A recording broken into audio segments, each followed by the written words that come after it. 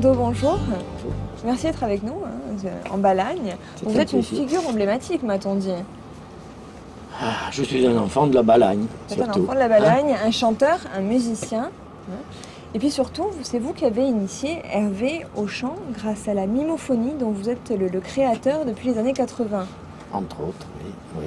Alors comment ça s'est passé? Parce qu'apparemment c'est un tour de force qui permet aux gens qui chantent faux de chanter juste. Non, ça permet aux gens qui chantent juste de conscientiser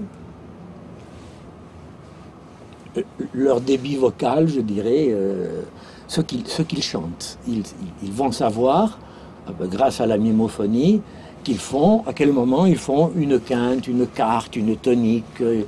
Voilà, c'est ça qui fait que quand ils arrivent sur la quinte, par exemple, sachant que c'est une quinte, ils vont la traiter comme telle. Si vous voulez, c'est un guide.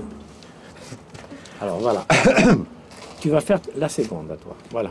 Elle est là. La main droite. Moi, la mienne, elle est là. Et moi, je vais faire ma main gauche. Hein. On y va? Oui.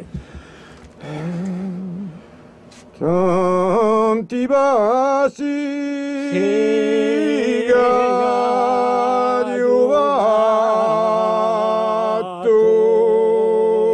dall'oceana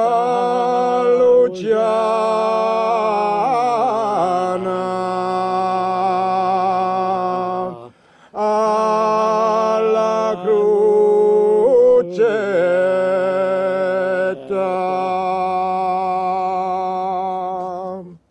C'est assez impressionnant, vous êtes comme un chef d'orchestre, dis-moi, Nando.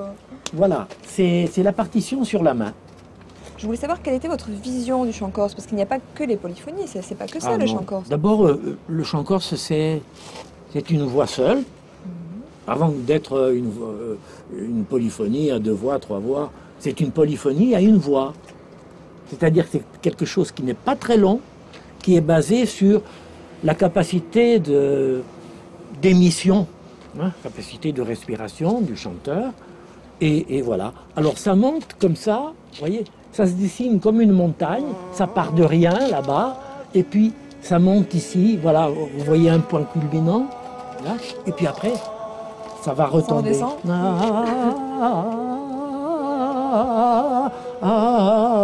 Tu as des tas de versants comme ça, tu sais, qui s'entrecroisent. Et près de toi, assez près de toi, ça tire sur le marron, couleur de la terre, tu vois.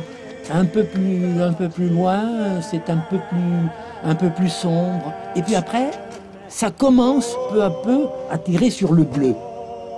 Bleu, complètement éthéré. Et alors on entend les harmoniques du chant.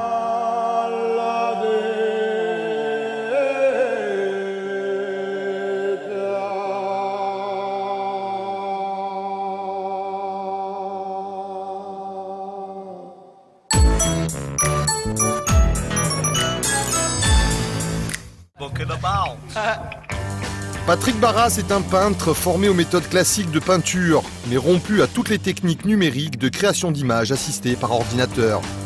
Récemment, en collaboration avec la boutique Empire, il a travaillé sur une série sur Napoléon. Explication du concept et de la méthode d'une peinture qui se dématérialise.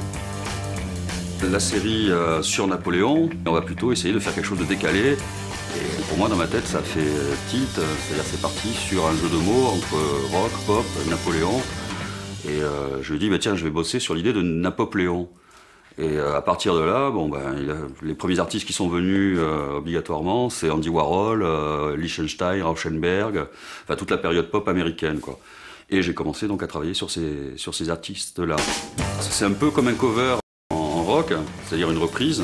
Je vais d'abord fouiller dans l'iconographie classique, chez Isabelle, le Baron Gros, David, choisir des tableaux assez emblématiques que les gens connaissent, le Pont d'Arcole par exemple, le Sacre, et ensuite imaginer une reprise hypothétique par un peintre contemporain, quoi. Voilà, et en jouant un petit peu sur l'idée de recadrer, retransformer, c'est-à-dire garder des éléments identifiables et en même temps faire en sorte que pour les gens ça devienne une espèce de quiz, et, on va dire un petit peu une espèce de test culturel avec clin d'œil. C'est-à-dire qu'avec une tablette graphique et un stylet, Moi, j'essaye de retrouver exactement les mêmes gestes, les mêmes rendus que je peux avoir avec un pinceau. C'est-à-dire qu'à partir du moment où j'ai commencé via un logiciel spécifique, à retrouver sur un écran exactement ce que je faisais avant avec un pinceau, on peut dire que là, j'étais content. Quand j'utilise ce logiciel-là en particulier, qui s'appelle Painter, là, pour moi, je fais de la peinture et j'ai exactement la même gestuelle que je vais avoir sur un tableau. Alors, bien entendu, je ne manipule pas de matière, mais au bout d'un moment, on retrouve quand même, sur un écran qui est quelque chose de sec, qui est quelque chose de froid, on arrive même à retrouver, je ne vais pas dire les sensations, mais presque. Donc, on peut retrouver ce qu'on a sur une toile, le grain en moins, ou ce qu'on a sur une feuille de papier, c'est-à-dire qu'un trait très léger aura à l'écran le rendu qu'aurait un trait très léger sur du papier. Donc on va jouer avec ça en variance à force d'appui, on va retrouver exactement ce qu'on a l'habitude de voir sur une feuille, quoi, en fait.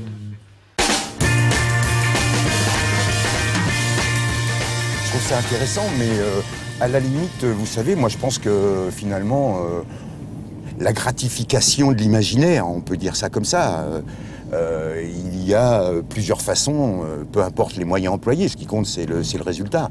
Donc pourquoi pas l'ordi, moi c'est la gravure et même le chant, c'est une manière de gratifier son imaginaire. Et donc ce que j'ai vu là, ça fait partie un petit peu de cette démarche. Alors, comme on l'a dit plus tôt dans la journée, vous êtes arrivé en Corse, c'est là que vous avez fait le pas de la création. Ça avait un sens pour vous que ça se fasse à ce moment-là? Qu'est-ce qui a permis le déclic? Comment ça s'est passé réellement? Vous savez, le passage à l'acte de la création, entre guillemets, parce que c'est quand même un mot vraiment, moi qui me fait toujours un peu peur, mais bon, disons, le sens et ce qui m'a fait passer à l'acte, moi je crois à la nécessité des choses.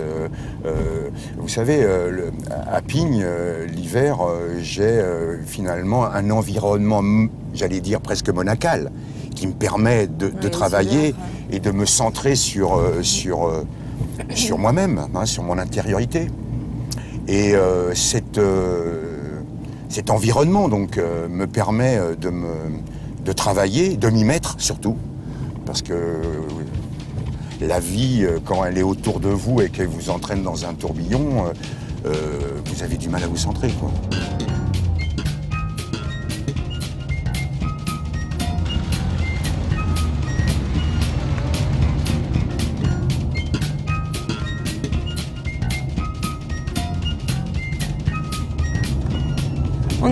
On arrive à votre atelier de Pigne. Oui.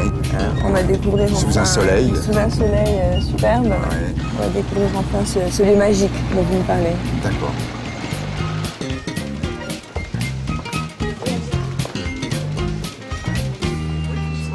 Donc voilà Céline, tu es dans mon atelier. Ce fameux endroit magique dont vous m'avez parlé. Oui. Alors au niveau des procédés de la taille douce, c'est ici que ça se passe? C'est ici que ça se passe, l'impression, hein, pas la gravure. Et donc ici tu as, comment dirais-je, une plaque, hein, et j'en ai une sur ma presse. Donc, ça c'est une plaque que vous gravez donc avec une pointe, un burin, comment ça se passe? Donc ce sont des plaques qui sont, comment dirais-je, gravées à l'acide et ensuite qui sont ancrées avec des encres spéciales pour la taille douce et qui sont imprimées sur une feuille avec l'aide de la presse.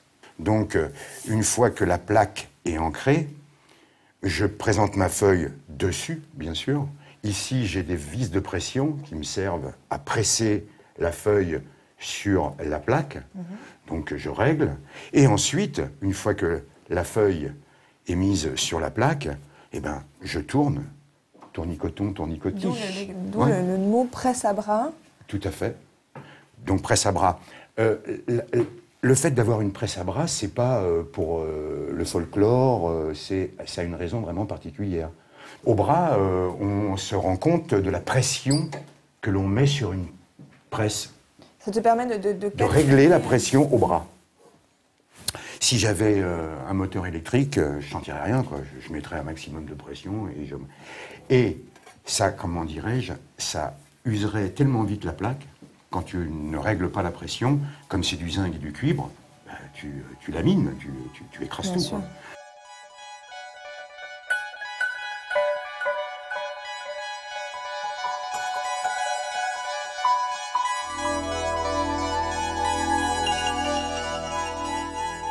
On voit autour de nous vos créations. Moi, je me rends compte en les regardant qu'il y a des formes, il y a beaucoup de formes arrondies. Est-ce que ça a une signification pour vous, l'arrondi en particulier? Oui, ben, tout est là, quoi. Je veux dire, déjà, vous voyez, alors déjà, ça c'est une explication, mais tout, est à là, l'intérieur. tout est à l'intérieur. Et donc, le rond, des fois, il y a des choses qui s'imposent à vous sans que vous ayez vraiment des explications, comment dirais-je, vraiment. Mais bon, figure géométrique parfaite. Le rond, c'est comment dirais-je. C'est les sensations intérieures qui vous portent Ouais, c'est ça. à créer ces formes arrondies. Ouais, tout dans la rondeur. Quant à moi, je quitte la Balagne et Hervé, je laisse dans son atelier, qui est comme un sanctuaire sacré. Je repars avec des sons et des couleurs plein le cœur et je vous donne rendez-vous la semaine prochaine dans un taxi pour. J'ai frappé les murs de pierre, enduits à la chaux du passé, comme un forcené dans le soleil. Parfois, la massette rencontrait la pierre de granit et provoquait une étincelle. La poussière était blanche. Nous restions immobiles, aveugles, à piqueter la paroi. L'harmonie de l'été est un leurre talentueux, dont l'éclat sublime la douceur mélancolique des choses qui ne durent pas.